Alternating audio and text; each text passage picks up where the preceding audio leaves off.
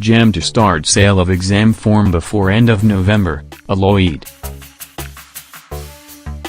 The Joint Admissions and Matriculation Board, JAMB, organizers of the Unified Tertiary Matriculation Examination, UTME, has banned the use of wristwatches and pens during the conduct of its 2018 test. NAN reports that the board's registrar, Oloyede, disclosed this to journalists on the sideline of a one-day sensitization workshop for computer-based test center owners on Wednesday in Lagos. According to him, the essence of the workshop is to appraise the registration and conduct of the 2017 examination.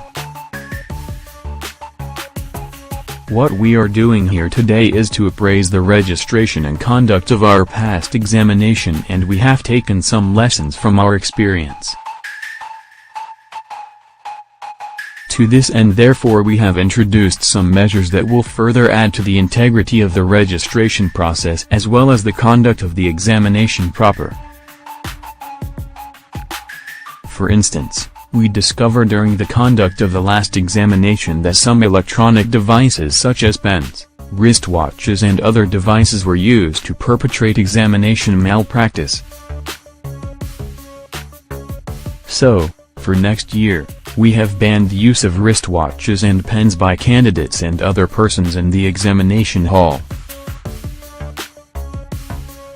We are also going to introduce some detection devices to ensure that those who plan to cheat in the examination hall are frustrated, as we will also jam communication network of the centers, he said. Oloyede noted that the sale of the registration document for the 2018 UTME would commence before the end of November. We are planning to meet with all stakeholders on November 15 and the sale of the registration document will definitely commence before the end of this month. But before that, we expect candidates to go and download our app, go to our website and download the syllabus and brochure, so that they can now study the process. This is in order to minimize the errors that usually occurs during the registration process, he said. The JAMB boss added that not less than 617 centers have been accredited nationwide for the exercise. We are still considering about 60 more centers as we have their applications waiting for consideration. However, a total of 72 centers nationwide have earlier been delisted owing to their involvement in some infractions, and they remain delisted. On the board's plan to construct mega CBT centers for its examinations, Oloyede said, "The mega center plan is still on, we said that last year. But the process of planning will take some time. There will be design, there will be contact with private operators, just as there will be advertisements, and also due process will be followed."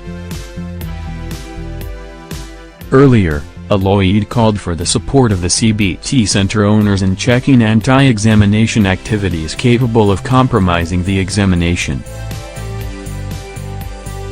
While thanking you for your diligence during the 2017 examination, we want to seize this opportunity to inform you of the flagging off of the 2018 exercise. We would like to also assure you that we will make use of the best CBT centers in the coming examination. You will be culpable if you do not expose any CBT center that is doing what is evil, because they will attract condemnation from all of us. It is on this premise that we are appealing that you assist us in identifying the bad eggs among you and ensuring that they do not participate in our activities, he said. According to him, monitoring starts from the time of arrival of the center owners to the workshop.